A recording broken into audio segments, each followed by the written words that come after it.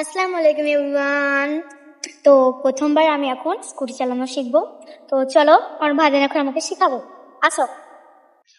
তো গাইস দেখি আজকে আমাদের লিজা কেমন ধরে স্কুটি চালাতে পারে, আজকে আমি শেখাবো। চলো চলো স্টার্ট করেছে, দেখি কেমন চালাতে পারে। তুমি ছাড়ো, ঠিক আছে? আস্তে আস্তে আমি ছেড়ে দেবো, একটা হাত ধরে আছি। পিছনে সরাও, পিছনে ছোট, তুমি পিছনে আরো সর যাও, আরো সর যাও, আরো ভালো। তো গাইস আজকে আমাদের লিজা বলছে আজকে আমাকে ছেড়ে দিতে। তো তুমি আগে ফাইনালি আমি সরে আজকে যাও ছেড়ে না। দিচ্ছি। দেখো আমাদের লিজা স্কুটি চালাচ্ছে।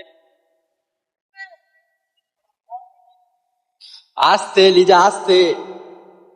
প্রথমবার স্কুটি চালানো শিখছি।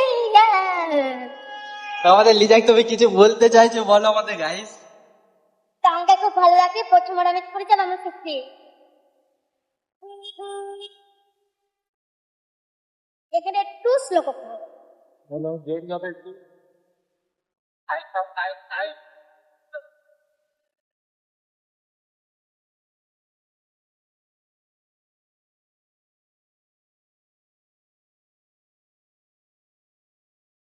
ব্রেকটা মানে সাইড হাও, সাইডে সাইডে।